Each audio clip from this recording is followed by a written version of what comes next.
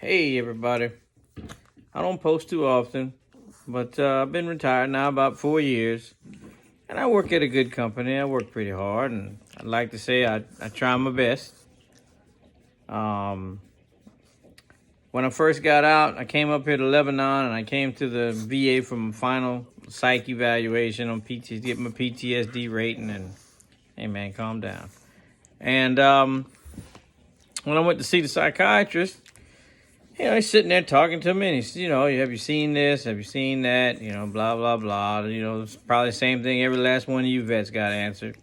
Did you fear for your life? Did you see anything violent? Did you? Yes. So he says, so what do you do for a living? So I tell him, I'm a content developer. I do some things for the government, and how many hours do you work? I said, well, we work about 40 hours a week. Are you homeless? No, sir, I'm not homeless. I own my own home. I own a car. Yes, sir, I own a car. You have any drinking problems, substance abuse problems? No, sir, I don't. You have a problem paying your bills? No, sir, I don't. Okay. So we get done with this interview. I leave. PTSD rating? 0. Hearing loss, not service related. Ladies and gentlemen, I've been field artillery now for 30 years, but I was for 26 years active with 7 deployments. 7. Now, what I find funny, I got a 0% non-service related rating for my hearing, yet 2 law firms found me out of about 1 billion people to tell me I qualified for the 3M earplug lawsuit. So how is it that 3M, the companies representing them against a cash action lawsuit, knew to find me because they knew I was wearing earplugs that weren't helping my ear, but yet my own government says your hearing loss is not combat related? Sad, isn't it? So I said, I'm done. I make enough money where I work at. I'll take care of myself. I'll pay for my own doctor bills. I'll buy my own glasses and whatever else I need to do. Can't be that bad. Well, it does get a bit expensive over time. And with nowhere in sight to see an increase on any of my PTSD disability ratings, or it would be so much of an uphill battle to get my ears done, I hired a group to represent me, and they suggested I make my way back to the VA, and I did. So I decided to go to the VA here in York, Pennsylvania, the local clinic.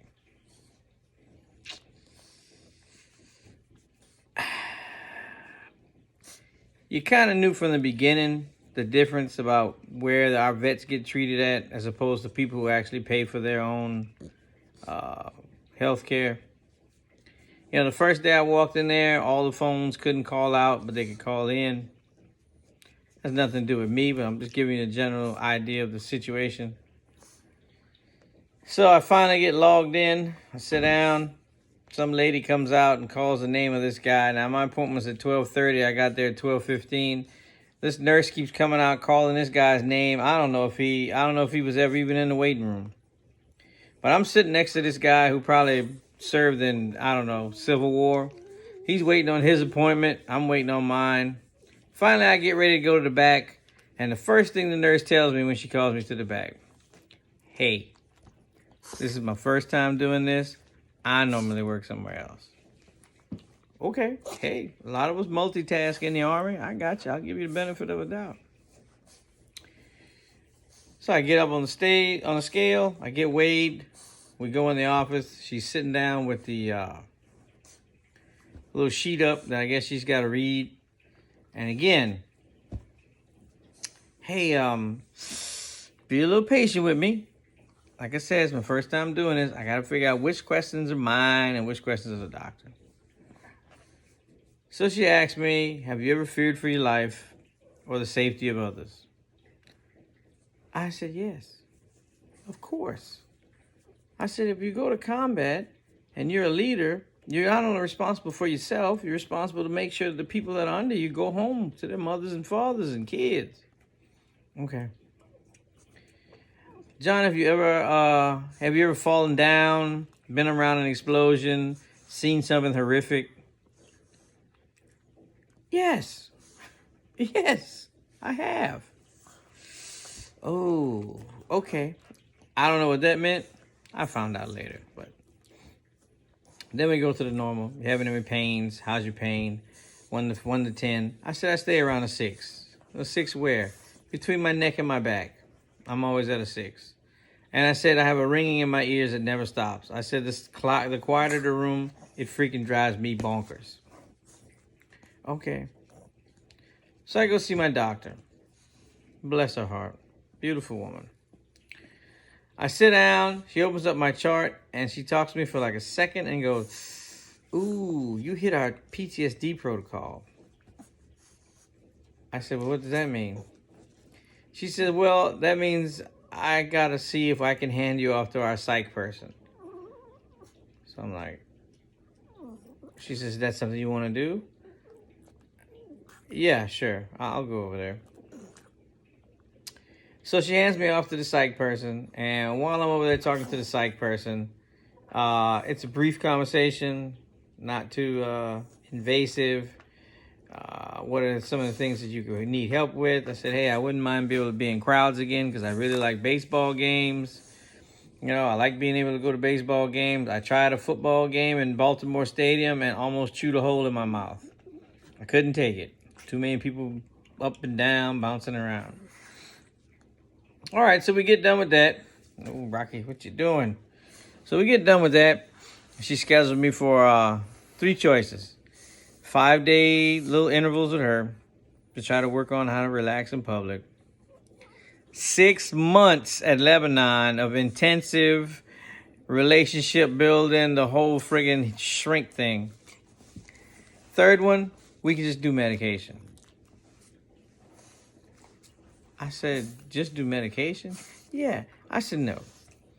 I said, the Army done tried all that crap. Each time I came back from Iraq or Afghanistan, they load you up with a pound of pills that turns you into a freaking potted plant.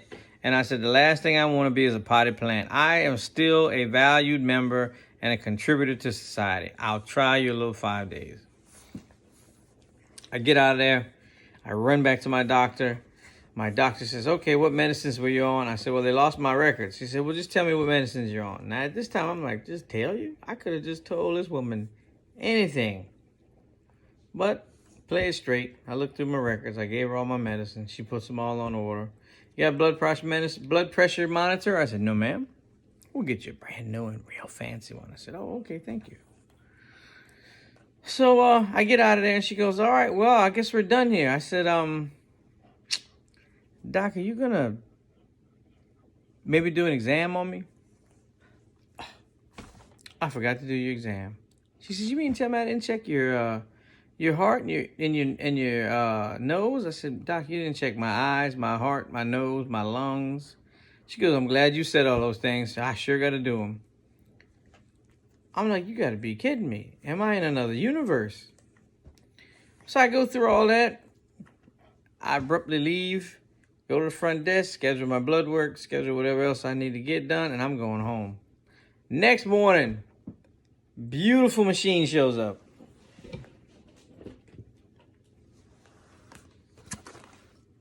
Beautiful blood pressure machine. It's got a cuff. It's color-coded. Kind of like your temp gauge on your car. Green, yellow, red. If you're red, you're overheating. So I said, well, I told my wife, I said, where's my medicine at? She said, what medicine? 2 days go by, 3 days go by, 4 days go by, no medicine. Finally, I called. I said, hey, this is John DeRusso. How you doing? They said, oh, Mr. DeRusso, how can we help you? I said, well, I got that beautiful blood pressure monitor. I said, what a fantastic marvel of technology that thing is. I said, but I don't have any blood pressure medicine to help me if it tells me I'm in the red. Well, let me check, sir. She checks. You can hear the keyboard clicking. Now I really hear the keyboard clicking. She goes, sir, all this stuff was ordered on the 13th. It should be to you by the 21st. I said, the 21st? So being a smarty pants, I said, well, maybe you guys should have used the same shipping company that delivered my blood pressure monitor. Oh, oh, John. Yes, sir. We'll get this to you. Just hang in there. The next morning, every last one of my pieces of medicine were delivered to me. Ain't nobody ever popped that dang order in. So that's been my experience so far with the VA. And I got one last one because I don't want to go too much over 10 minutes because I know attention spans ain't too much. So I get ready to go back to the VA for my first appointment with the PTSD doctor. I want you to remember, when I tell you this, there's something that I didn't do. So I walk in the office and I sit down and she looks at me and she goes, oh, it's so nice to see you. My God, welcome, sit down. Now, if I remember the last when we were talking on the phone, you had some anxiety issues.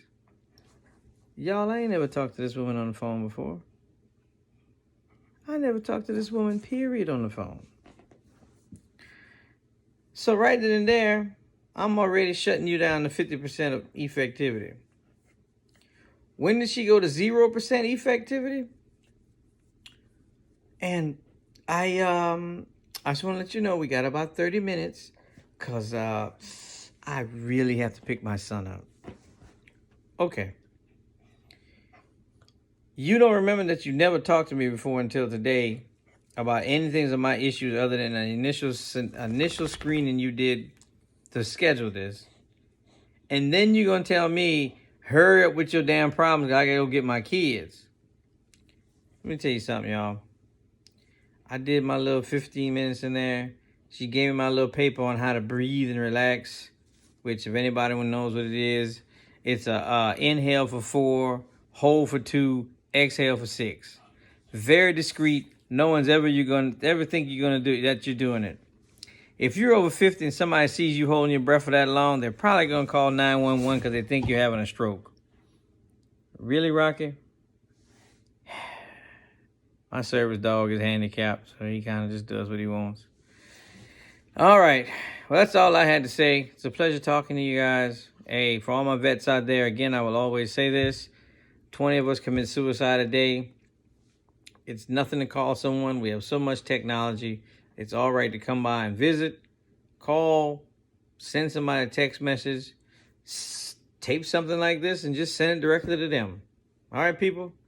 Don't tread on me. God bless America. Artillery for life. Love you guys.